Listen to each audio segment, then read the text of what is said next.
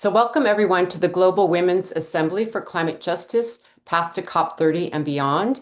My name is Osprey Oriole Lake, and I'm the Executive Director of the Women's Earth and Climate Action Network, or WECAN, and I'm living on Coast Miwok lands in the San Francisco Bay Area in California. As we open this gathering, please continue to introduce yourselves in the chat with your name and where you're from. We have people from all over the world. It's been really exciting to see all the different names and countries pop up this morning. For those of you participating through various live streams, we welcome you from far and wide. And if you would like to hear all of the sessions in your preferred language and also participate in the live chat, which has been very lively, please be welcome to join us in the Zoom. The registration link is on our website and across our social media channels. We're excited to learn that so far there have been over 100,000 people at least tuning in and viewing the assembly across the live streams and Zoom. So it's been really wonderful to see the participation. And with that, on a not logistical note, I wanted to take also a moment to acknowledge this very challenging time and welcome you all to a space for us to be together from around the world. Please know that WECAN is here for you and that you're not alone. It's so important that we're in community right now, and we send you our love and well-being. This global assembly is taking place during the second week of the climate talks in Bonn, Germany, where the continued struggle by our movements is underway, challenging governments to fight for climate justice, keeping fossil fuels in the ground, the 1.5-degree guardrail, centering gender in the UNFCCC negotiations, climate finance, the just transition, and so much more. Our assembly is timed to create a bridge with the vital advocacy work that is happening in Bonn. And since there have been 4 prior days of the assembly, I would encourage those of you perhaps joining for the first time today to take the opportunity to watch some of the earlier sessions on our YouTube channel, because each day has been building upon the next. And especially for people who want to learn why we are focusing on the leadership of women in all of their diversity and a feminist and climate justice analysis. Much of the framing for that, for the assembly was discussed on those earlier panels, so you might want to tune into those.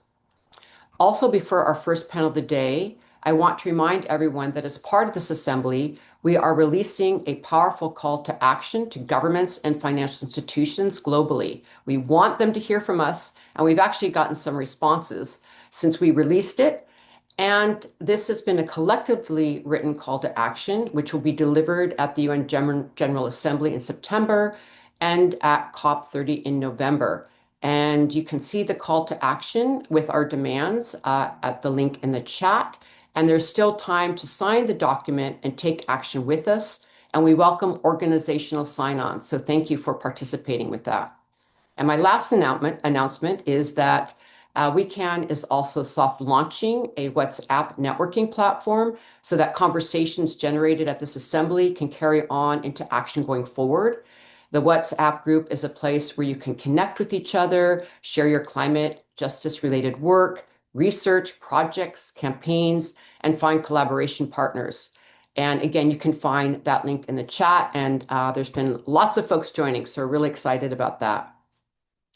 So with that, I want to welcome an outstanding group of parliamentarians who are presenting on this first panel of the day, Women Parliamentarians for a Fossil Fuel Non-Proliferation Treaty. And I want to thank you all for your incredibly important work and leadership.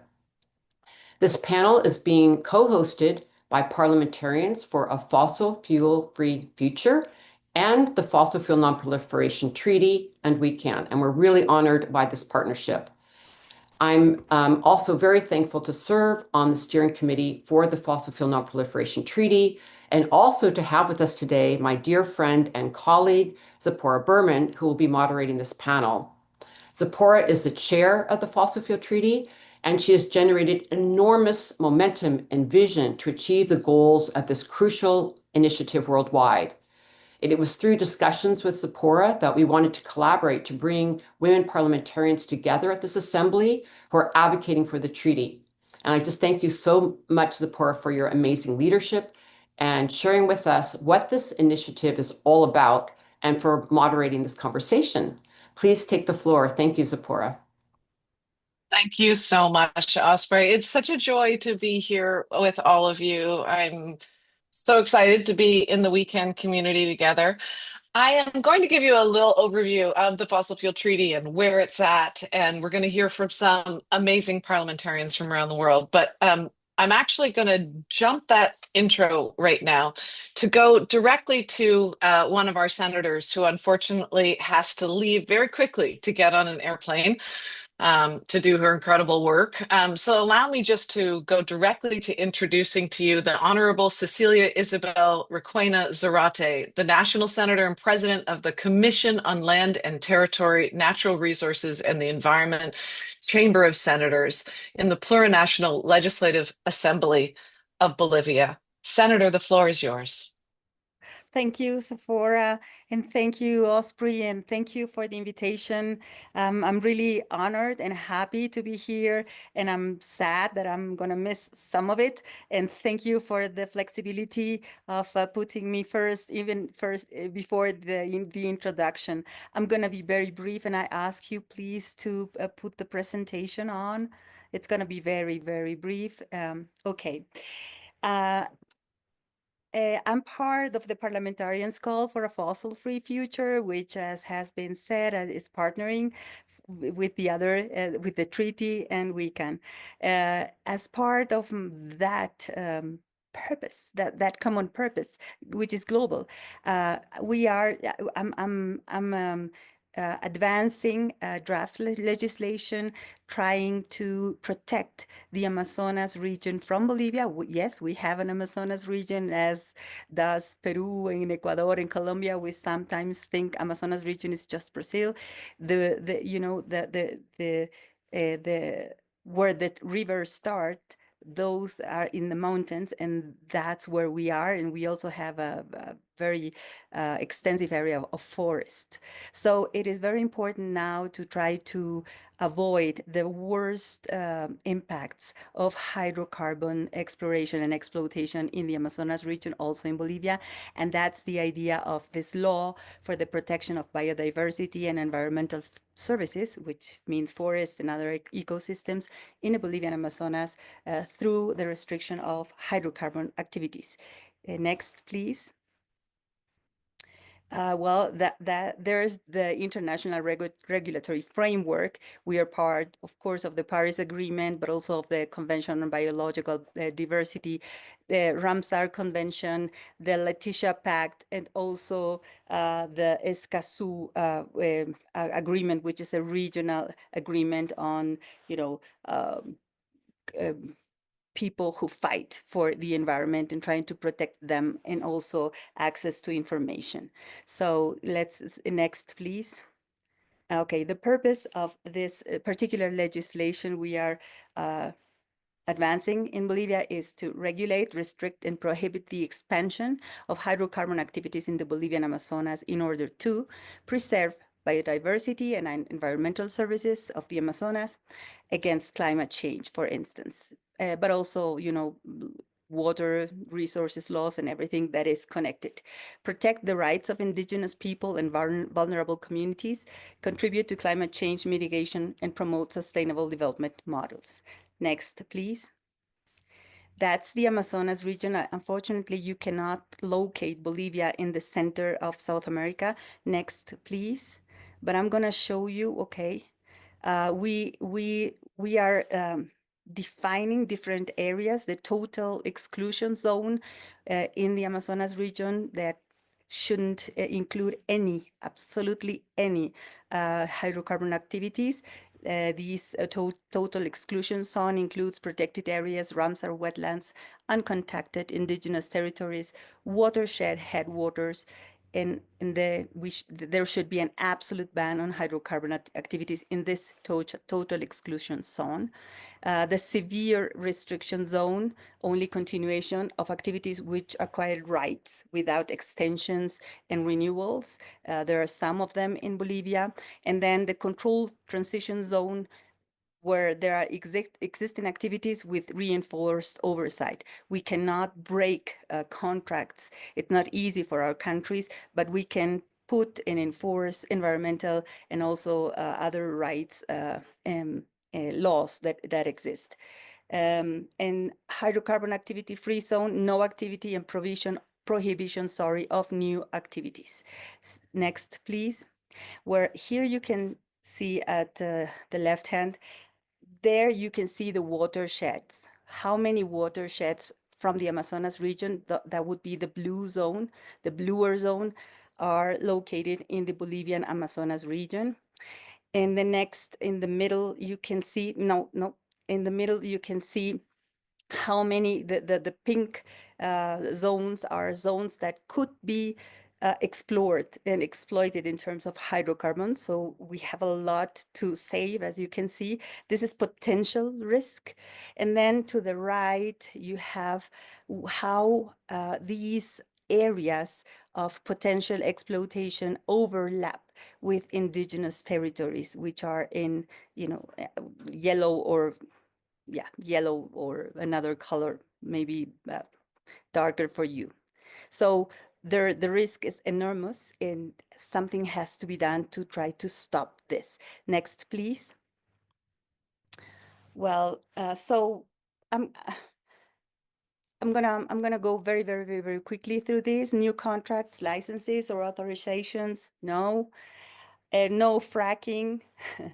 No extension to renewal existing contracts. The right to free, prior, and informed consultation has to be enforced. Luckily, well, not luckily because of social struggles, we have that laws that, and even our constitution provide those rights to our indigenous peoples, and territorial autonomy and participation in decision making of indigenous peoples, and protection against forced displacement, which occurs not only because of hydrocarbons. Hydrocarbons is not very present in the Amazonas region in Bolivia, but mining, yes, and also agricultural activities. But hydrocarbons could add to this already very serious crisis. Next, please. Okay. Remediation of environmental liabilities and promoting economic transition. We understand that countries like Bolivia need to improve their living quality and income and everything. So we are proposing some measures. I'm not going to go through all of them. I cannot because of the timing. But as you can see, we are also trying to have a broader scope that provides alternatives for people in the Amazonas region and the country. Next, please. That's it. So thank you for your attention. Thank you for the flexibility. I hope to have been able, in spite of being really in a hurry, to give you a glimpse of what we are trying to do, and contributing also from this part of the Amazonas region, which is so important for things like climate change, phenomena like climate change. So thank you for your attention. Thank you for the invitation. And okay, let's continue. Thank you. Thank you so much, Senator Nusrat, and for taking the time. I know out of a very busy schedule, your work in Bolivia is very inspiring and so consistent with the work for a fossil-free Amazon that we're seeing from indigenous leadership and civil society. I put the link to that campaign in the chat as well. We wish you safe travels. Thank you very much. All right. Well, we just dug right in there, everybody. That was exciting. And so I'm going to step back for a second and just add a little bit of context. For those of you who have been in this fight for a while and who work on climate justice around the world, it's not news to you that fossil fuels have been invisible for about 30 years in climate policy and climate negotiations. As a result, I believe, of the leadership of indigenous nations and frontline communities and their persistence and dedication in opposing fossil fuel projects, in demanding that fossil fuels stay in the ground for so long over the last many decades. And then countries in the South Pacific picking up the call in, I think, 2014, 2015, and calling for a declaration of the first call for a moratorium on fossil fuels. We started to create a drumbeat, and it started to be heard. And really, we only saw that in international climate negotiations in the past 4 years. I think the first time the words fossil fuels were uttered were in Glasgow. Was that already 4 years ago? In fact, the first campaign that the Fossil Fuel Treaty launched was an ad campaign that said it's time to say the F words at COP. So we're finally saying the words fossil fuels. Countries have agreed to phase out fossil fuels. And what does it mean? Part of what we're here this morning to discuss is what we're seeing around the world in leadership from individual parliamentarians who have been raising that conversation courageously in their own countries and beyond. And coordinating thanks to the incredible work of Parliamentarians for a Fossil-Free Future. Over 800 parliamentarians now from around the world have joined this initiative, and we're hearing from several of them this morning. I put the link to Parliamentarians for a Fossil-Free Future in the chat for you as well. So where are we at? We know that oil, gas, and coal are 86% of the emissions trapped in our atmosphere today, yet the power of the fossil fuel industry and their influence has really distorted the conversation. But now we have a proposal for a fossil fuel treaty, which is a companion to the Paris Agreement to help manage the wind down and stopping expansion of the fossil fuels, not just in one place or two places, but everywhere, consistent with the science. Consistent with what we know we need to achieve the Paris Agreement, but we don't really have a plan for. The Paris Agreement is about negotiating who gets to pollute and how much. No one's negotiating yet on who gets to produce and how much.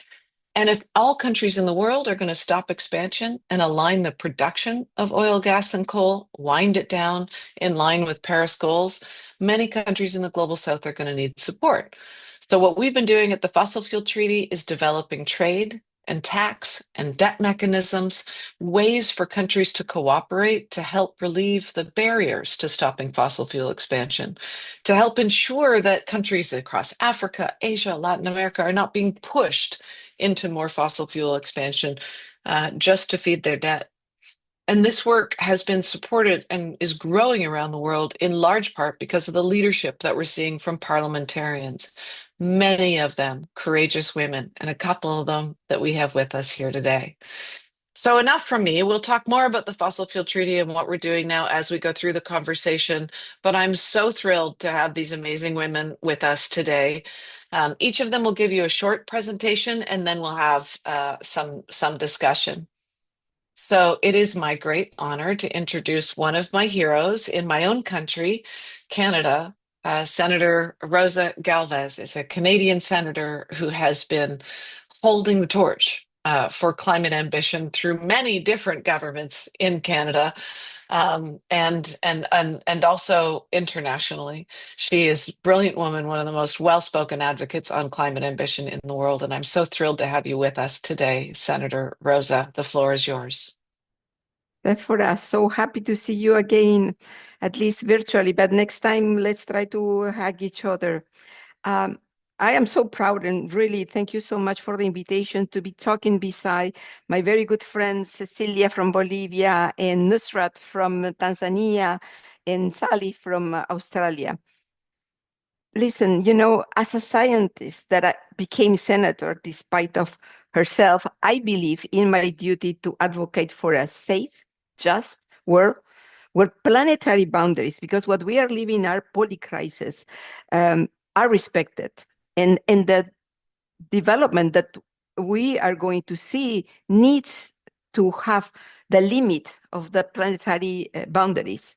Future generations deserve the same beauty, the same stability, the same opportunity that we older generations have known. Global warming, biodiversity loss, pollution, plastic, always coming to the source of this oil and gas, threatens this legacy. Now, we politicians must lead. We cannot be obstacles and delay. We cannot increase the struggles that global warming is doing into the world.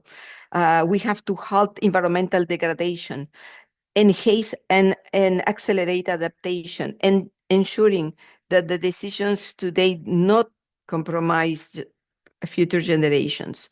So we hold the responsibility to shape a future that is sustainable, equitable, and livable.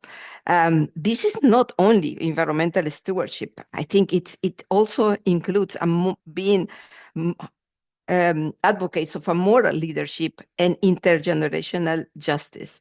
I truly believe that the time for bold political action is now.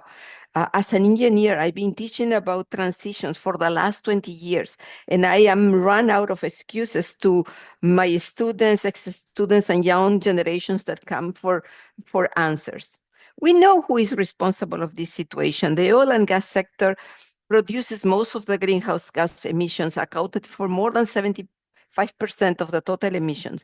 And we know that there are producers of oil and gas, and there are consumers of oil and gas, and there are the global north and the global south. And as we know, we share the responsibility of clearing up our atmosphere, but this has to be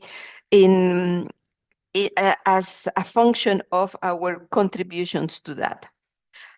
So unfortunately, these greenhouse gas emissions keep increasing. And some sectors, like for example, I come from Quebec, and I know that our hydroelectricity, we are 90% using renewable energy.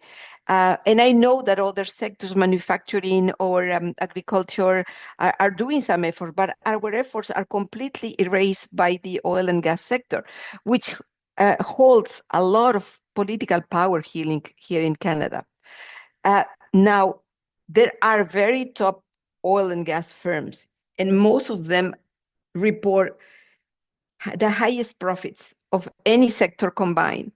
And unfortunately, they are helped by the finance actor, especially the banks. So we have in Canada 5 banks that keep,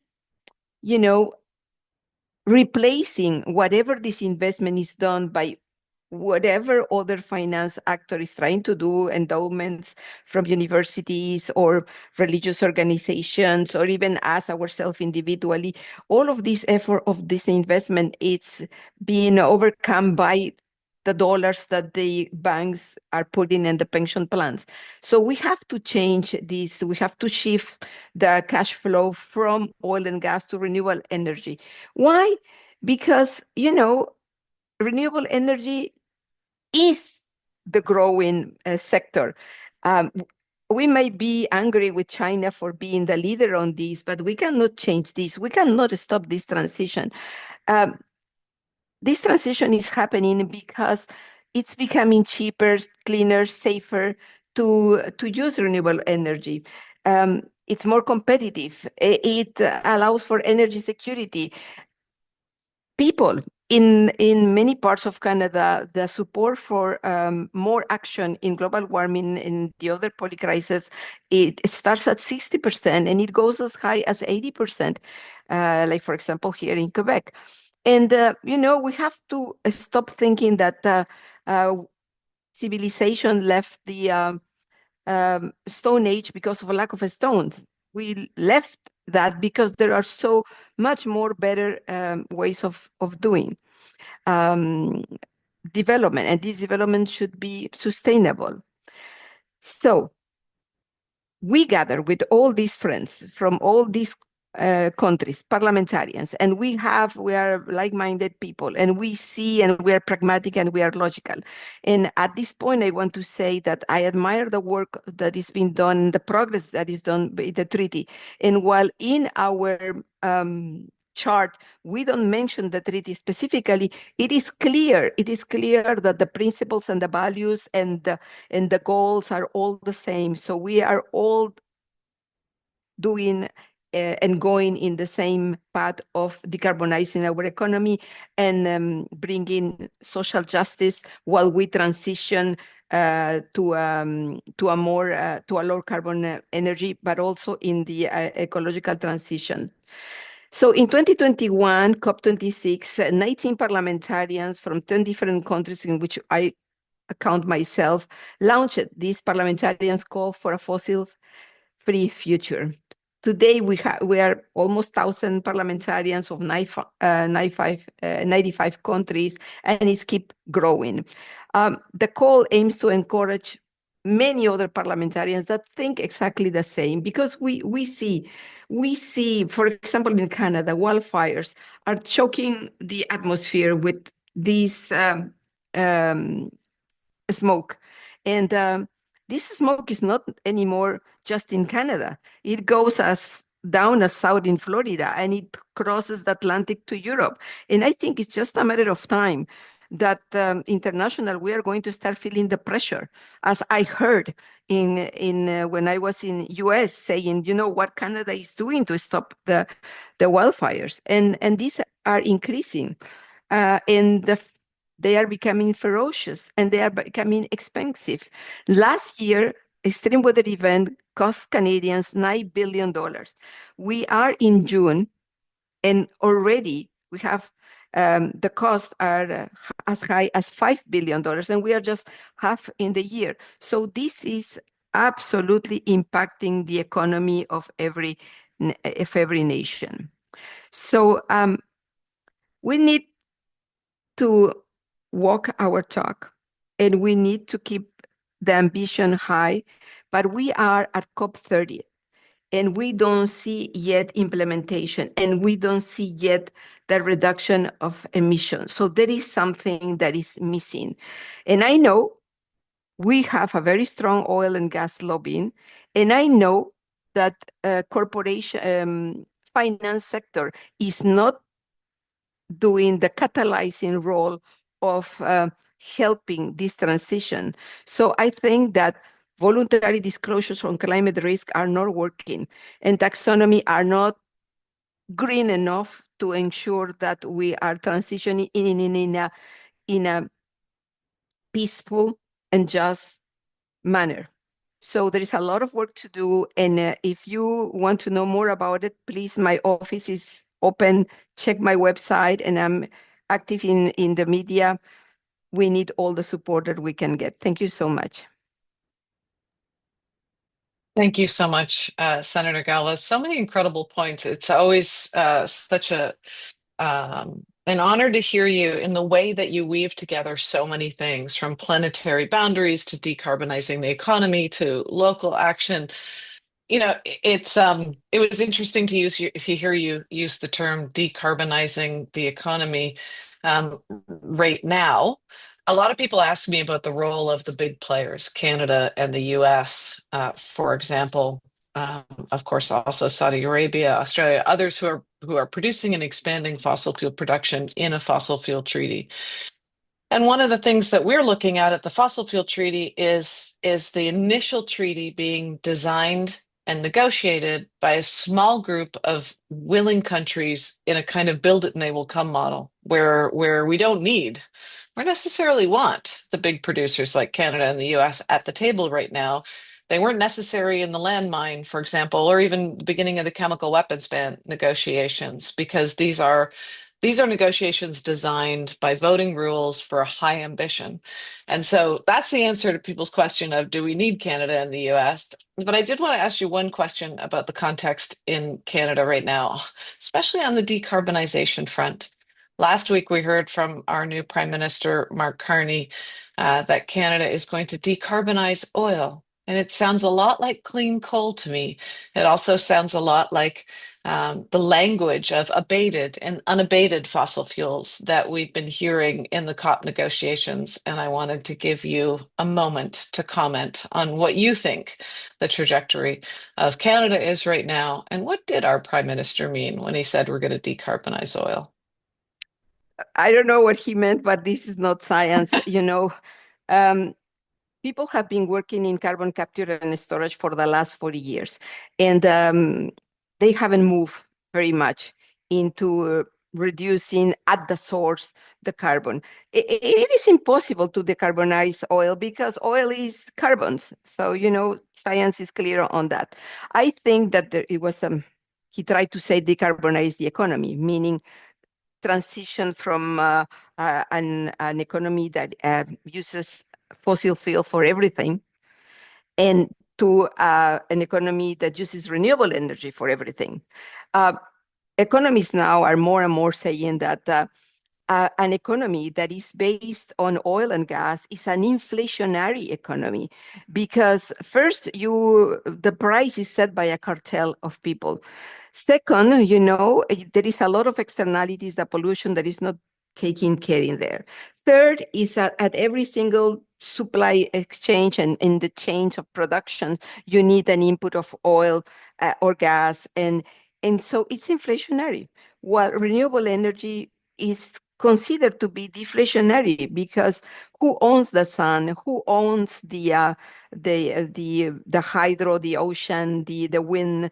And so it becomes very easily to be energetically independent when you use renewable energy, completely the opposite at the oil and gas economy. Now, what happened is that every single metric is showing us that renewable energy is going high, and oil and gas is going down. And the times where the oil barrel was $100 is not ever coming again. And in particular, it's important for Canada because our oil is very expensive. It's very expensive to extract. It's very expensive to refine. In fact, Canada doesn't refine anything. We send all of our oil to the south of United States, and it comes back in a different form for which we pay extremely expensive. So again, it's inflationary. So again, Canada is not well prepared for this transition, and the more we wait, the more our economy will suffer. Thank you, Senator Galvez. We hear you, and that was really clear. I am going to put a brief for folks in the chat if you're interested specifically on the terms unabated and inefficient and how they're being used, again, to promote unrealistic carbon capture and storage rather than absolute emissions and production decline of fossil fuels. But now I want to go to one of our other parliamentarians. Unfortunately, the Honourable Zali Steggall, who is the member of the Australian House of Representatives, is not able to join us due to the time difference, but she pre-recorded some comments for us to include here today. So let's go to the Honourable Zali Steggall. Hi, everyone. Thank you to the Women's Earth and Climate Action Network for this powerful global gathering. I'm honoured to join you today from Gadigal lands here in Sydney, Australia. I want to pay my respects to the traditional owners of these lands and recognise their incredible custodianship and care for country for over 65,000 years. I want to acknowledge the inspiring work of so many women here today, leaders, policymakers, community builders, each driving real change in your own countries and communities. Now, I can't be there live to join you today. Time zones do not work in my favour, but it is so important for me to be part of this conversation. We are at a crucial time in the fight to mitigate accelerating climate change and escalating risks to our communities, countries and environments. Here in Australia, there was hope that the climate wars were over, but the reliance and influence of fossil fuels remains stronger than ever and more influential than ever over our decision-making. Climate change, ecological destruction, growing intergenerational inequity, these are all key issues that need addressing urgently. Despite all the years of warning, we are sadly already experiencing the impacts of our changed climate. The impacts are no longer something for the future, but they are happening now with increasing frequency and increasing severity. In Australia, in the first half of 2025, there have been more than 20 declared natural disasters, from record-breaking floods, cyclones, bushfires and droughts. We know climate-related disasters are already costing the Australian economy some $38 billion annually. And this is expected to double by 2060. Dramatically, too often disasters strike the most vulnerable in our communities, who are also too often uninsured and underinsured. This is similar in so many countries and places across the world. So we know we can't ensure our way out of the climate crisis. So increased action to mitigate the worst impacts by reducing emissions and adapting by urgently investing in resilience measures is needed. Too often, policies from governments are reactive, not proactive. Disaster funding flows after the fact, but little is invested in adaptation or risk reduction beforehand. Climate leadership requires political courage. It means doing the hard things, making the hard decisions, facing down entrenched fossil fuel interests, building in climate resilience across all areas of the economy. Now, Australia has a unique role to play in helping the world decarbonise. As a major exporter of fossil fuels, we bear great responsibility. Australia also has the opportunity for global leadership. We have abundant natural resources with vast amounts of the cheapest form of energy and climate change solutions, renewable energy. Wind and solar is abundant in Australia. Between 2010 and 2020, the cost of electricity generated from wind and solar globally fell by 56% and 85% respectively. But for over 25 years, fossil fuels have played a significant role in Australia's economy and have been vital in meeting our energy needs. So this has meant that there's a very outsized influence of fossil fuel companies on Australia's political and media landscape for nearly half a century. And that has led to the climate wars in Australia. So despite our exposure to the impacts, our continent is very exposed, and the opportunities to lead, Australia remains one of the world's largest fossil fuel exporters and amongst the highest per capita carbon emitters. And while our communities bear the brunt of fires, heat waves and floods, our government still allows for new coal and gas approvals. We are still putting fuel on the fire and making the situation worse. We do not have a legislated national framework for climate adaptation. We don't have a coordinated national strategy to assess and fund community resilience. Our political leaders have delayed any major reform to our environmental protection legislation. This would assure that major projects don't undermine our own net zero commitments. For example, we should have a duty of care in our environmental protection laws to future generations. Just recently, the newly re-elected Albanese government approved the extension of the very controversial North-West Shelf in Western Australia. This is a gas project that is an emissions bomb that will lock in billions more tonnes of emissions until 2070. The approval directly undermines Australia's net zero and climate commitments. It is horrifyingly predicted to emit some 4.4 billion tonnes of greenhouse gas emissions, the equivalent of more than 10 years of Australia's total emissions. It will be Australia's second worst polluting fossil fuel project. This is not just short-sighted, it's recklessly dangerous.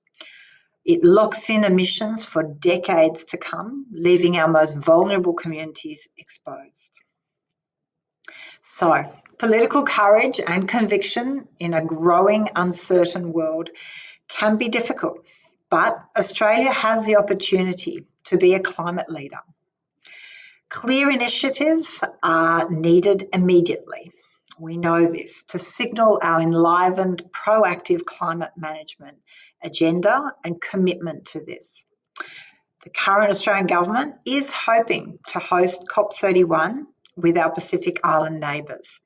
Now, I support the hosting of COP31, but it must be accompanied with real ambition and genuine action. I'm calling on the government to lowering our emissions while investing in climate adaptation and resilience. This must be a priority. A net zero by 2050 commitment means very little if we aren't resilient to the shocks that come in 2025, 2030, 2040. So, as an independent member of the Australian Parliament, I successfully pushed the government to legislate net zero by 2050. But now my focus is for a federal climate resilience plan, legislated, properly funded and guided by science. In Australia, I'm pushing for a $10 billion in targeted infrastructure for high-risk areas, flood defences, fire breaks, coastal protections, helping households and communities. I'm also pushing for a mandated arm's-length climate risk assessment and adaptation plans to be undertaken every 5 years by the government and locked into legislation. Alongside this, we need strong commitment for our nationally determined contribution for 2035 under the Paris Agreement.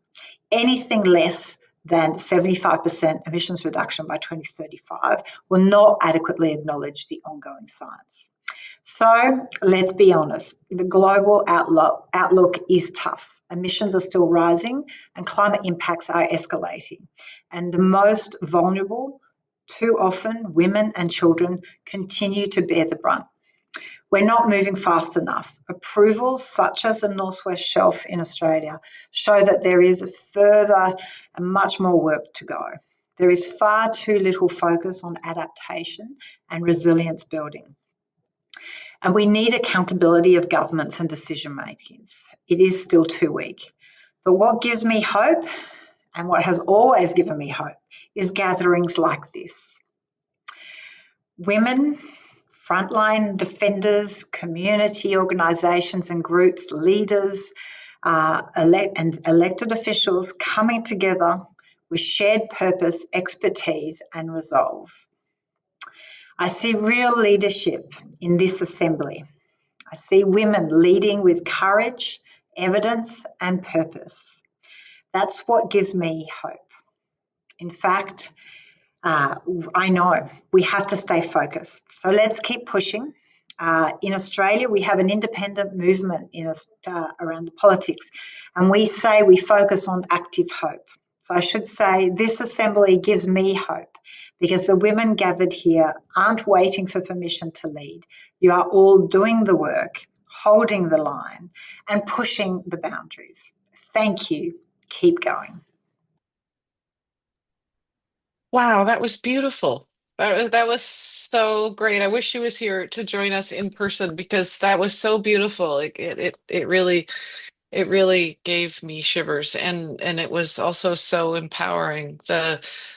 Both the information and the knowledge about Australia, and I'm sure Senator Galvez, you were seeing the similarities there between Australia as a producing nation that is saying, their climate leader is progressive government in place, saying it's a climate leader, but now approving 30 new oil and gas projects, the equivalent of 18.6 billion tons of greenhouse gas emissions if those projects go forward. It's crazy. And I put a report in the chat for all of you that we just produced on Australia, but also just highlighting the role of women. And it's so great to be together with you today with all these amazing women. I'll put a link in the chat. My last op-ed was actually called Power, Patriarchy, and Petroleum, why it's so damn hard to imagine a world without fossil fuels. And I kind of dig into the Trump dominance frame and how there's so many similarities in the way that he and many and that patriarchal systems treat both women and nature. This is not just about technology or financial fixes, right? It's also about culture, and that's what makes it so sticky. I'll throw a link to that up at the chat, but I'm so excited now to turn to our final speaker, moving from Australia over to another part of the world. So glad we have with us here in person the Honorable Nusrat Hanje, Member of Parliament for Tanzania. The floor is yours. Thank you so much for joining us. Hello, everyone.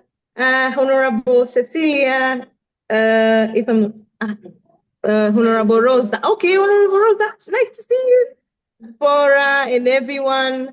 Unfortunately, I thought our meeting with the president will end early, so but then I managed to go and find a place where I can join. Hello, everyone. Good morning, or good afternoon, or good evening, wherever you are in the world. In Tanzania, this is good evening. And my name is Nusrat Hanje, a member of parliament from United Republic of Tanzania.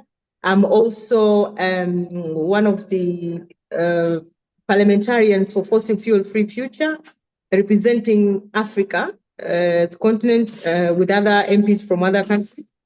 And this discussion on fossil fuel, it has been a major discussion when we are talking about parliamentarians for Fossil Fuel Free Future. And it is an honor for us as parliamentarians for Fossil Fuel Free Future to co-organize this meeting. And thank you again, WECAN, for this opportunity. It's an honor for me and my fellow members of parliament are also appreciating.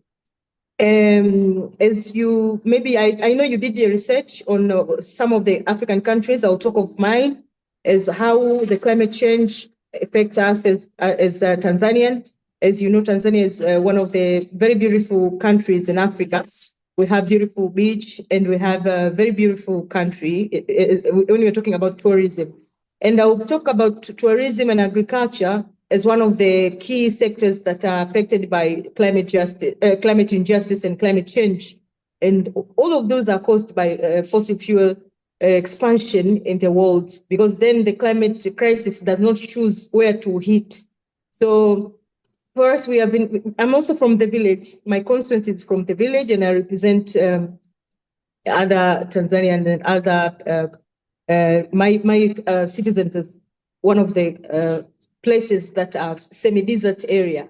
When you're talking about Tanzania, we have zones, then the central zone. I'm representing the central zone. So I know the farmers that are affected by climate change, because then we have rain patterns change. We cannot follow the original timetable for farmers. We don't know. Actually, we have to fight climate change everywhere, because then we cannot get food. We cannot cultivate. We cannot conduct our activities as farmers, because majority of my citizens are farmers. So when you're talking about the effects, we already saw the effects. In Tanzania, one of the big sectors is tourism. So even tourism industry is also affected by climate change in Tanzania. We have the Zanzibar Island. There's a rise of sea level there due to climate change. So this is why we are saying that it is high time to stop expansion and extraction, consumption, and expansion of projects concerning fossil fuel. This is why we need to stop adding more projects concerning fossil fuel, and this is why fossil fuel non-proliferation treaty is very important. That's why we decided to join, and me representing my country, it's high time. Actually, we were supposed to do it yesterday, and it's kind of difficult because then these big companies, rich companies who are perpetuators of these treaties, these projects, fossil fuel projects, those companies are very lobbyistic. They have lobbyists across the world. They're trying to lobby our politicians, our leaders, so that they can expand fossil fuel projects. So very nice for us women to take lead of this, because then when climate change hits, then for us, we feel the effects direct, because we are the one we women. I'm also I told you I'm from the village. So a village woman, those are the ones who are going in the very long distance to look for water, because that is also one of the effects of climate change. You have dry land, so you have to travel. You have to do so many things to get clean water. It's also a problem here. So I wanted to contribute that for now, and I hope there will be questions, and I can come in, I can respond where there's questions. But we all know that the expansion of fossil fuel treaties can cause climate injustice and social injustice and so many other inequalities in the society. Thank you very much for now. Thank you so much. And thank you for finding that quiet space. Can you still hear me? Yeah, I can hear you. It's trying to stick to 6 minutes. I don't know if I still have time. Oh, it's It's fine. I swear we could listen to you forever. Don't stress about it. I don't know how many minutes it was because I was still listening to everything you were saying. You know, we Okay. had one senator join us from Latin America, but the other two that have joined us so far are from Canada or from Australia. So getting your perspective, especially given the rush for gas that we're seeing in Africa.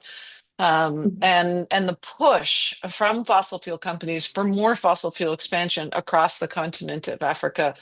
And of course, as you mentioned, seeing the impacts of climate change already in so many countries. I was actually just in Kenya for the last 2 weeks and was both inspired by some of the activities I'm seeing of across Africa, the organizing of civil society around the fossil fuel treaty, and also saddened to see on the land and to talk to farmers and experience and see what they're experiencing, the struggles they're experiencing already, especially so much drought and the floods last year. I want to ask you a couple of questions, if I may. I was really inspired to see faith leaders and many leaders from the Maasai, different Maasai nations, coming out to endorse the fossil fuel treaty and call on countries in Africa to endorse the fossil fuel treaty. We're now seeing a new artist initiative emerge across Africa with artists who are starting to join up and call for the fossil fuel treaty through their poetry and through their song, which is exciting. And I'm just wondering, knowing your home, what do you think we can do to build further political support with governments across Africa for the fossil fuel treaty? Because the table is set. Negotiations will likely begin as early as next year, and I'll talk about that in a bit. But we really can't have that happen without African nations at the table to build this from the ground up. So I'm curious, Nusrat, if you can give us some your thoughts on what we should do, what we can do to build more political support for the fossil fuel treaty in Africa. Okay, so I think we need large voice. We need so many MPs. As the matter of engaging the parliament, you need to engage MPs so that they can open their chapters in their respective countries. As I will give an example of the organization that we have. It's one of the one of the parliamentary caucuses we have. So we have the Fossil Fuel Free Future caucus in the parliament. That is one of the chapters that we use as parliamentarians to come together and discuss. When the government, you know how government works. Then you have parliament, and then sometimes you have majority members of parliament that are from the ruling party, and that is the party agenda. That is another problem that I don't think we have time to discuss about that now. But at least when you have MPs that understand a problem on its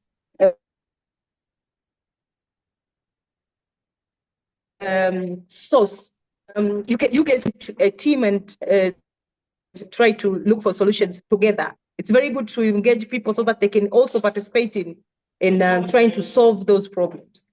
So I think fossil fuel non-proliferation treaty have to open chapters in African countries, parliaments. They have to open chapters.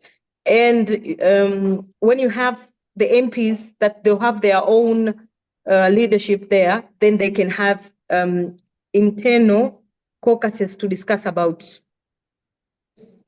that matter. Then when it comes to the parliament, when the parliament is discussing about the government plans to extend fossil fuel projects, then you have people who understand. Because from my experience, I come to understand that some of the MPs do not understand the things, and people are complaining that why are they not supporting this movement? Like maybe let's say huge movement with a huge impact like this one. But then you can complain about those not joining the movement, but they don't know about it.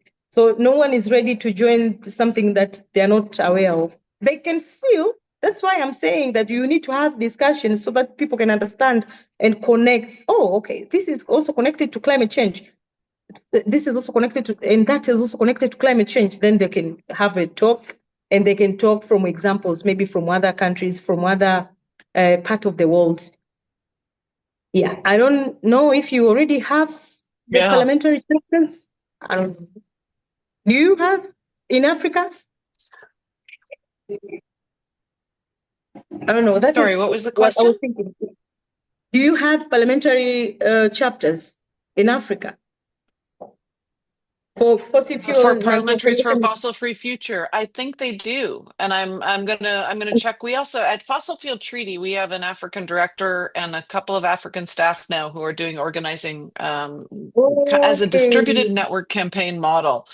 And so I'm going to talk to them about connecting with the parliamentarians who have endorsed and see if that can help expand. Because, you know, part of it always comes down to capacity, right? And that's why the Secretariat of Fossil Fuel Treaty is quite small.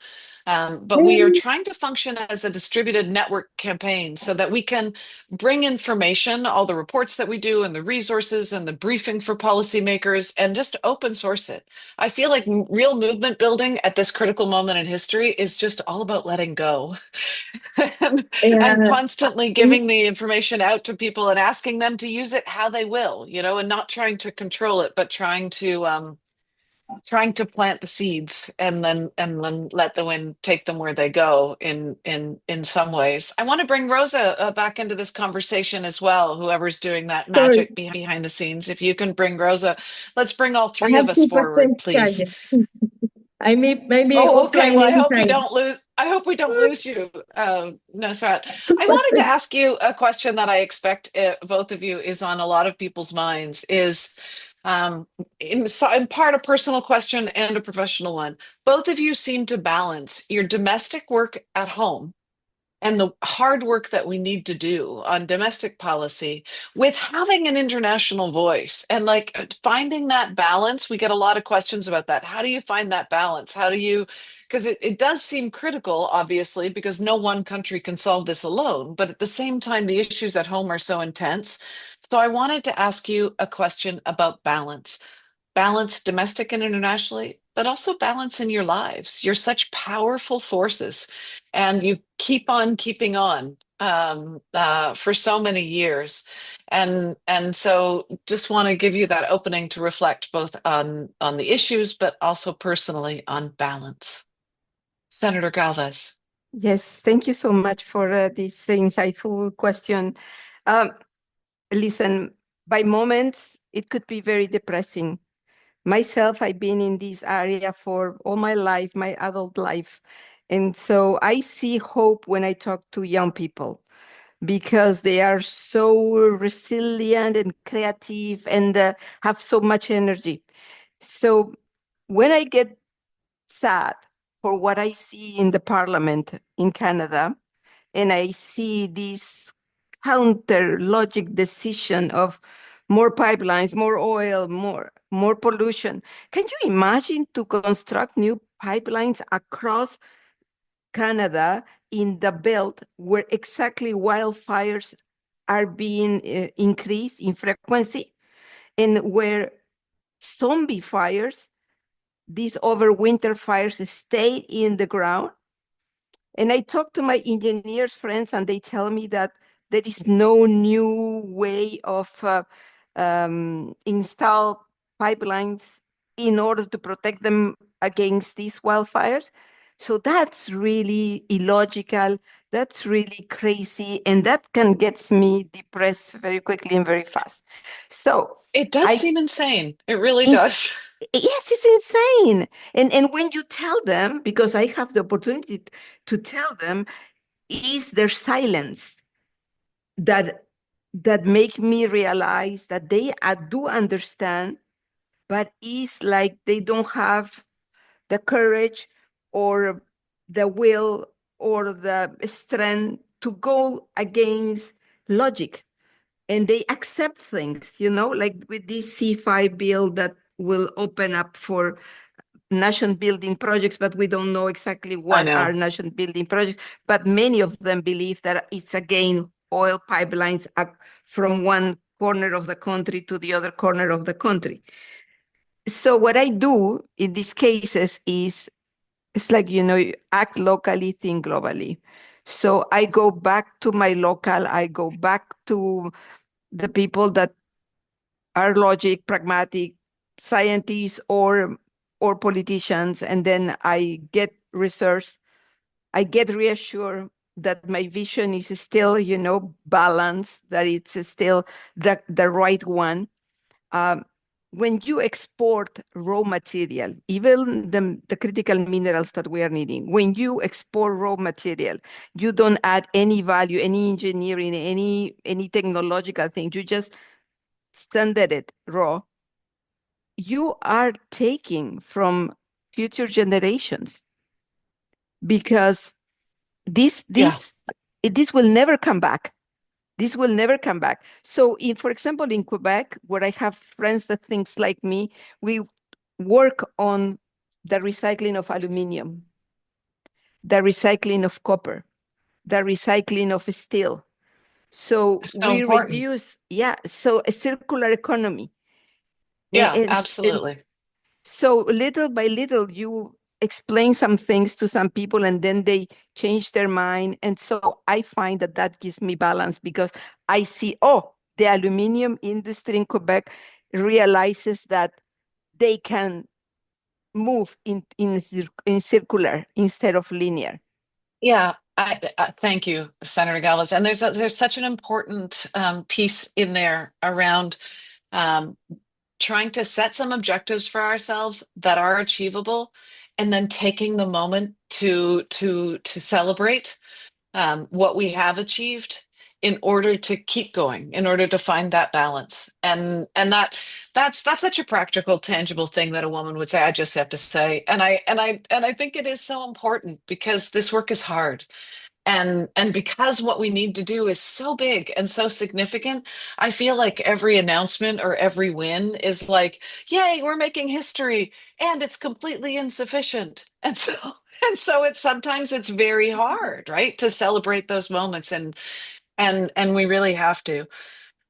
Really glad you brought the pipelines into the conversation. Part of why we are working on the fossil fuel treaty and working with fossil free parliamentarians is because we know that what we build today will be what we use tomorrow. And it's not a transition if we're still building the problem. And the fact that that is even in the lexicon, that we can be talking about climate leadership while building more of the problem, is absurd. And that's the thinking that we have to shift. I know we have to wrap up. Our time is coming to an end. I want to briefly just address in my wrap up one of the key issues that has come up in the chat as we were talking. People are saying, yes, but if we return, can we really achieve renewable energy? And doesn't it have impacts to, we know that we need to replace fossil fuels, and we need to do it as quickly as possible, because every ton of carbon that we save from going in the atmosphere is going to save lives at this moment in history. And that's really critical. And people say, but is it really possible? We need to remember, we don't need to replace 100% of the fossil fuels. The fossil fuel system is the most inefficient system in the world. We need to replace 37%.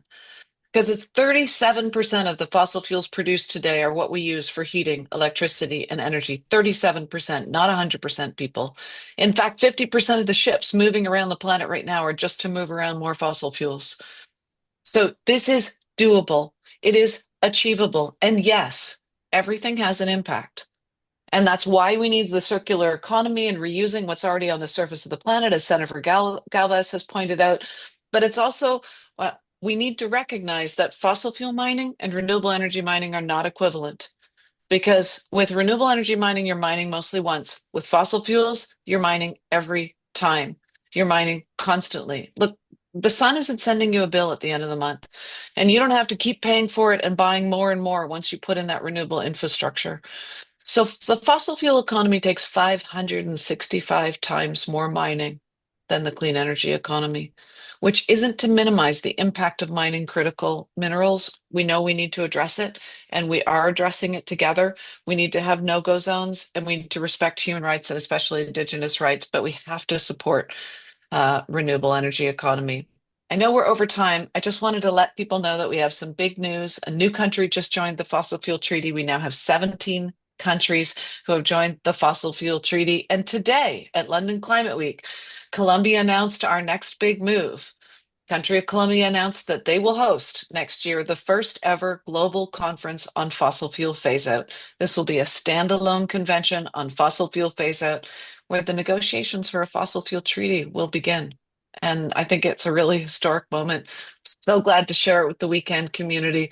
The fossil fuel treaty wouldn't exist without you. And thank you so much for all of your work around the world. And thank you so much to these parliamentarians, these amazing, courageous women who have joined us and shared their wisdom with us today. Thank you. Thank you so much, Tzeporah, for your incredible leadership. And thank you to the parliamentarians for standing strong. You know, it's just so inspiring when we see elected leaders being unconservative and really working towards the bold transitions that we need, because there's so many people in elected office who are not taking that stand, who are so connected to the fossil fuel industry, funded by the fossil fuel industry, they won't stand up.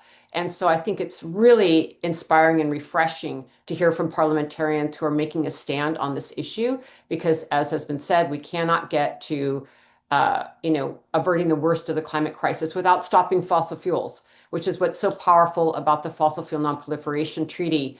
And I'm really delighted that we got to hear from all of you. We will continue to support and move forward with women parliamentarians fighting for this treaty. And again, Tzeporah, congratulations on your the new news that just came out about another country joining. And, just to say also the last piece, and we'll move to our next conversation, is that I think one of the things that's really exciting is when you see parliamentarians in countries signing on to the treaty who are fossil fuel producers. It really says that there's an appetite for change, and that's what we need. So thank you so much. We have put links in the chat to all the parliamentarians and their very important work.